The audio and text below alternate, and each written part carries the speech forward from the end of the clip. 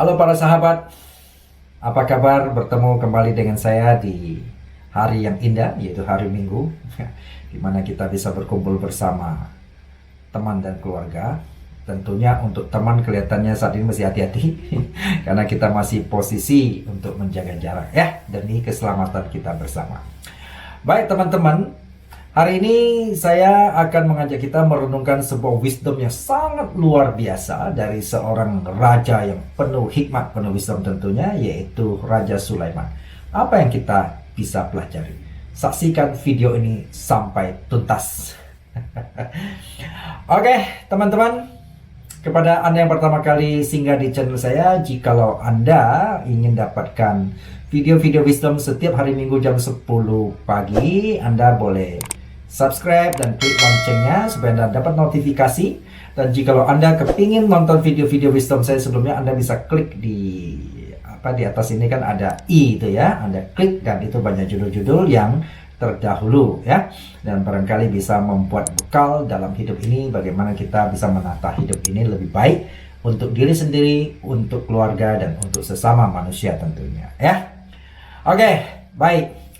Hari ini saya akan mengajak kita seperti tadi merenungkan semua wisdom yang dikatakan oleh Raja Sulaiman ya. Mari saya bacakan apa sih yang dia katakan ya. Dia mengatakan begini, teman-teman. Lemparkanlah rotimu ke air. Lemparkanlah rotimu ke air. Maka engkau akan mendapatkannya kembali lama setelah itu. Apa maksudnya? Lemparkanlah rotimu ke air, lama kemudian akan kembali kepadamu. Menarik ya ini ya. Oke, jadi begini teman-teman, kita bayangin ya, roti yang dilempar ke air, apa yang terjadi teman-teman? Yang ada cair ya. Kalau dilempar ke air yang di sungai, yang di gelas tentunya cair. Kalau dilempar ke sungai, apa yang terjadi? Selain cair, dia juga akan dimakan oleh ikan-ikan. Masih ingat ya, waktu kecil saya itu kadang-kadang mancing ikan itu kadang pakai roti juga gitu ya. Nah, sehingga aneh sekali ya. Ini Raja Sulaiman ini ngomong kok bisa kembali lama kemudian loh. Bisa bayangin ya, lama harusnya hangus gitu, hilang begitu ya, bukannya kembali. Ini menarik sekali bukannya? Oke, jadi dengan statement ini akhirnya membuat dua penafsiran, dua implementasi yang dilakukan ya oleh dua kelompok orang tentunya. Nah, kelompok pertama menganggap ini adalah sebuah istilah di dalam melakukan investasi secara fisik, secara harta benda. Jadi sehingga teman-teman kita berpikir, orang berpikir bahwa namanya investasi, nggak bisa teman-teman ya keluar modal hari ini besok untung gitu ya, nggak bisa. Jadi namanya investasi itu, jadi ketika Anda memakai harta, memakai uang Anda, misalnya Anda beli tanah di satu tempat yang masih sepi gitu ya, itu kan Anda hari ini contoh Anda beli per meternya mungkin Anda beli 20.000 ya di pinggir-pinggir sana. Tetapi lama kemudian 10-20 tahun kemudian itu mungkin bisa, kalau jadi ramai bisa jadi jutaan misalnya. Saya punya teman, saya ingat ya, dia beli katanya waktu beli satu di daerah itu, satu tanah waktu itu hanya belasan ribu per meter. Dan waktu saya terakhir ketemu dia kapan ya? Itu belasan tahun yang lalu. Dia cerita itu harga mau dibeli 2 juta, dia nggak mau jual gitu. Nah, bayangin, lama kemudian ya itu akan kembali kepada Anda. Oke? Nah, ini demikian juga dalam dunia investasi instrumen terutama ya sekarang. Misalnya kita investasi saham. Ya, namanya investasi, itu investasi minimal kita berbicara di atas 5 tahun teman-teman. Nah, kalau kita berbicara di dalam investasi, itu kita beli saham, kita simpan, maka sekarang pemerintah lagi galakan orang menabung saham kan. Supaya apa? Lama kemudian ya akan kembali dan bertumbuh rotimu jadi bahkan beribu-ribu kali lipat begitu. Oke? Nah, itu. Nah, makanya namanya investasi teman-teman. Itu jangan dibayangkan hari ini Anda masukin modal, besok Anda kaya. Nggak ada itu ya, itu bukan investasi. Itu yang pertama judi Ya, kedua, itu memang Anda kalau jago di trading ya, Anda punya skill misalnya ya, sedikit teknikal, ya, fundamental ya, Anda masuk dengan cara cepat, itu bukan investasi. Ya, itu Anda melakukan namanya sebuah trading ya, Anda jual beli dengan sangat cepat, dagang ya. Oke, maka beda dong. Anda buka toko dan dagang, ya itu bisa ya dalam 1 tahun ya Anda mungkin balik modal. Tapi kalau Anda investasi, nggak usah bicara saham, Anda beli sebuah tanah, Anda jangan harap tuh tahun depan Anda tahu-tahu berlipat ganda, nggak segampang itu. Investasi butuh jangka waktu. Nah, malah kadang-kadang hilang itu resiko ya. Ada ya seperti ya kita bicara roti itu berarti hilang dimakan ikan tadi. Oke. Itu yang pertama implementasinya. Implementasi kedua sebetulnya pesan Raja Sulaiman adalah di dalam investasi kebaikan, teman-teman.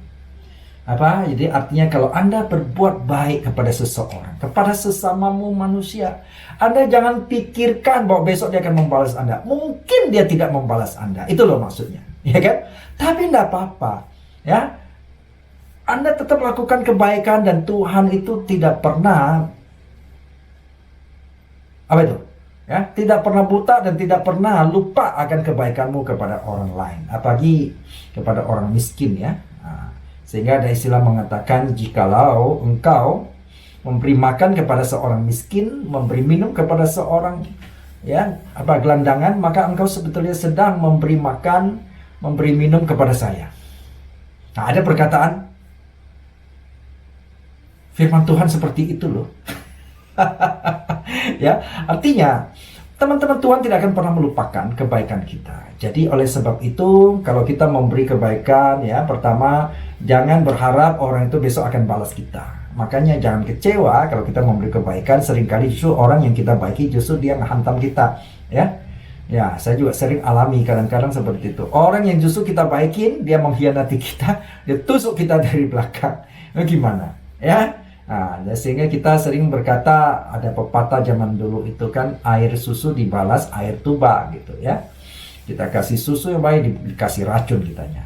Oke, itu sudah biasa. Tetapi tidak apa-apa, jangan pernah putus asa berbuat baik. Makanya saya teringat ya, kalau nggak salah Mother Teresa itu pernah ngomong, tetap berbuat baik kepada orang sekalipun perbuatan baik kita seringkali dimanfaatin oleh orang lain. Nah, Bapak, artinya kita membuang roti, ya, kita menanam kebaikan di dalam investasi kebaikan. Sebetulnya artinya kita menerapkan kasih sebagaimana pencipta mengasihi kita.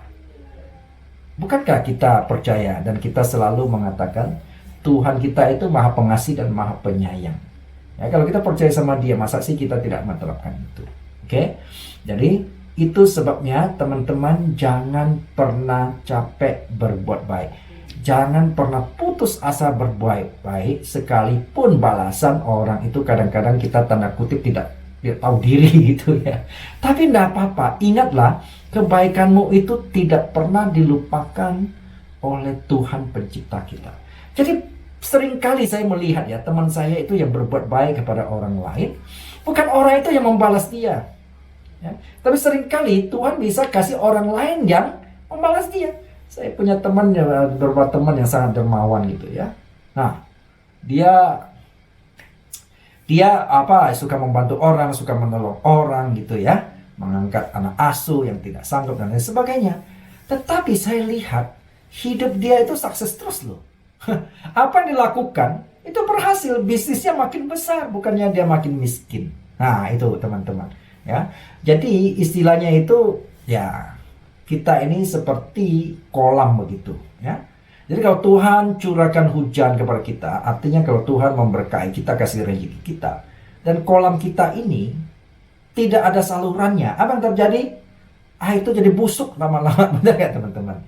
Nah, tetapi kalau yang segar ya, kalau Tuhan curahkan kita ada salurannya, maka kita menjadilah saluran berkat ya.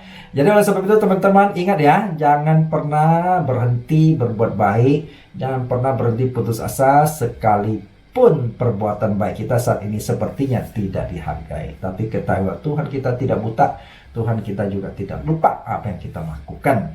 Ya, mari tetap berbuat baik sepanjang hidup kita. Oke, salam wisdom, salam sehat untuk kita semua.